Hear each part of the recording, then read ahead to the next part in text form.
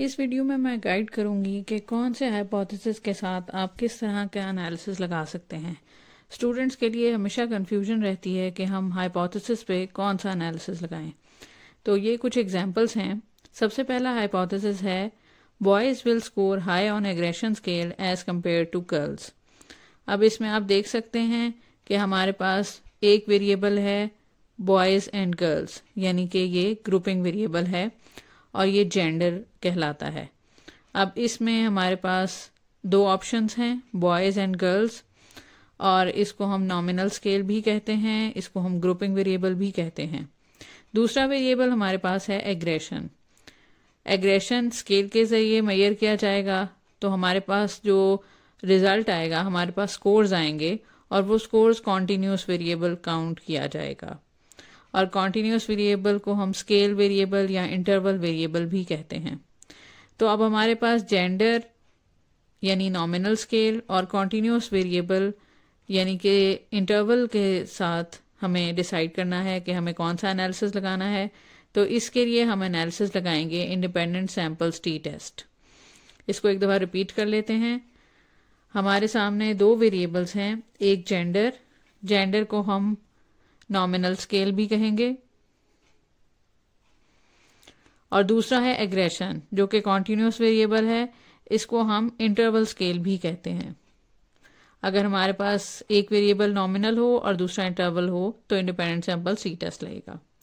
दूसरा हाइपोथेसिस हमारे सामने है there will be positive relationship between number of sleep hours and arithmetical scores. अब इसमें एक वेरिएबल हमारे पास है number of sleep hours. Number of sleep hours भी वेरी करते हैं, इसीलिए हम इसे कॉन्टिन्यूस वेरिएबल काउंट करेंगे। और इसको हम इंटरवल स्केल भी लिख सकते हैं।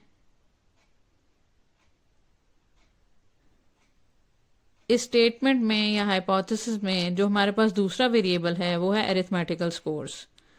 अरिथमेटिकल स्कोर्स भी हमारे पास कॉन्टिन्यूस वेरिएबल ही है।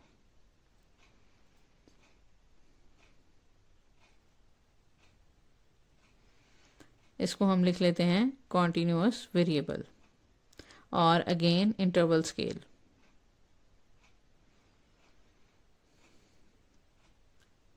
अब आप देख सकते हैं कि स्टेटमेंट में एक लफ्ज इस्तेमाल हुआ है जो है रिलेशनशिप।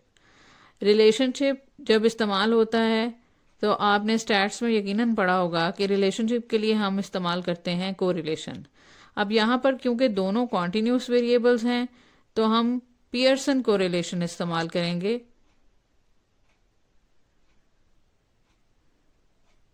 और ये है हमारा एप्रोप्रिएट एनालिसिस इस तरह के तमाम हाइपोथेसिस के लिए।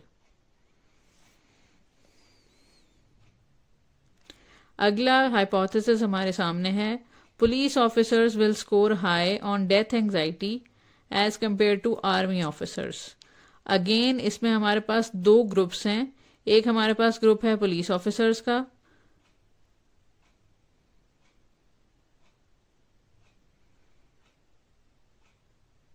दूसरा ग्रुप हमारे पास है आर्मी ऑफिसर्स का।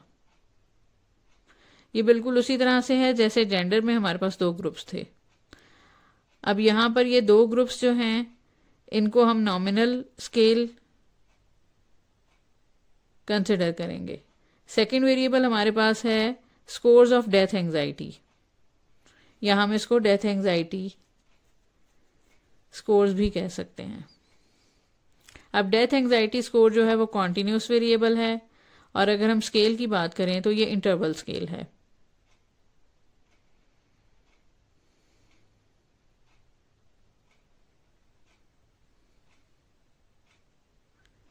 अब अगर हमारे पास एक तरफ ग्रुपिंग वेरिएबल हो और वो दो ग्रुप्स हों और दूसरी तरफ कॉन्टिन्यूस वेरिएबल हो तो हम इसके लिए जो एनालिसिस इस्तेमाल करेंगे वो वही एनालिसिस है जो जेंडर के लिए हमने इस्तेमाल किया था, जो कि है इंडिपेंडेंट सैंपल्स टी टेस्ट। कुछ और हाइपोथेसिस देख लेते हैं। अब हमारे सामने हाइपोथेसिस है doctors will be more emotionally intelligent as compare to engineers and teachers. अब यहाँ पर हमारे पास वेरिएबल में तीन ग्रुप्स शामिल हो गए हैं, डॉक्टर्स, इंजीनियर्स और टीचर्स। अब जब हमारे पास 3 ग्रुप्स आ गए हैं तो स्केल तो अभी भी ये नॉमिनल ही है, लेकिन हमारे पास इसमें 3 ग्रुप्स हैं। दूसरा वेरिएबल हमारे सामने है इमोशनल इंटेलिजेंस। इमोशनल इंटेलिजेंस को जब हम मेजर करते हैं तो हम इनके स्कोर्स को कहते हैं ईक्यू। ये भी हमारे पास कॉन्टिन्यूस वेरिएबल है, और अगर हम स्केल की बात करें तो ये हमारे पास इंटरवल स्केल है। अब इसका अप्रोप्रिएट एनालिसिस होगा वन वे एनोवा, इसलिए कि तमाम ऐसे स्टेटमेंट्स या तमाम ऐसे हाइपोथेसिस जिसमें 2 से ज़्यादा ग्रुप्स का जिक्र होगा वहां पर हम वन वे एनोवा इस्तेमाल करेंगे। आखिरी हाइपोथेसिस इस वीडियो का जो हम डिस्कस करने जा रहे हैं वो है स्टूडेंट स्कोरिंग हाई और on internet addiction will score low on academic achievement. अब इसमें हमारे पास अगेन 2 वेरिएबल्स हैं। एक हमारे पास है इंटरनेट एडिक्शन, जो कि है हमारे पास कॉन्टिन्यूस वेरिएबल। इसको स्केल वेरिएबल भी कह सकते हैं, स्केल मेजरमेंट और या इंटरवल मेजरमेंट। दूसरा हमारे पास है academic achievement. Again academic achievement भी हमारे पास स्केल मेजरमेंट है। स्केल मेजरमेंट को हम इंटरवल मेजरमेंट भी कहते हैं, और ये दोनों कॉन्टिन्यूस वेरिएबल्स हैं। अब हम देख सकते हैं कि इन दोनों वेरिएबल्स का आपस में इस तरह का ताल्लुक है कि एक वेरिएबल बढ़ रहा है तो दूसरा कम हो रहा है। ऐसी सूरत में हम ये देख सकते हैं कि ये एक रिलेशनशिप है, और जहाँ पर रिलेशनशिप की बात होगी और कॉन्टिन्यूस वेरिएबल्स होंगे या स्केल वेरिएबल्स होंगे तो हम पियर्सन कोरिलेशन इस्तेमाल करेंगे। ऐसे तमाम हाइपोथेसिस जहाँ पर एक वेरिएबल बढ़ रहा है और दूसरा कम हो रहा है, या एक वेरिएबल बढ़ रहा है दूसरा भी बढ़ रहा है, तो उसमें हम पियर्सन कोरिलेशन लगाएंगे। अब एक दफ़ा ये रिवाइज कर लेते हैं कि जहाँ पर हमारे पास रिलेशनशिप का जिक्र आएगा वहाँ पर भी कोरिलेशन लगेगा, और जहाँ पर रिलेशनशिप के अलावा हाई और लो वेरिएबल्स या हाई और हाई वेरिएबल्स का जिक्र आएगा वहाँ पर भी कोरिलेशन लगेगा।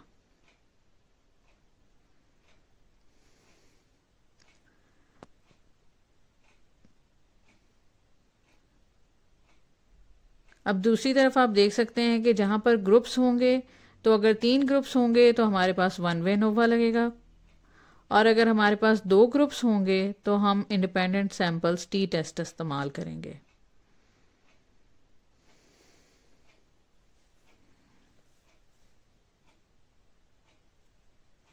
तो ये था एक रिव्यू हाइपोथेसिस और उसके हवाले से एनालिसिस सेलेक्ट करने के।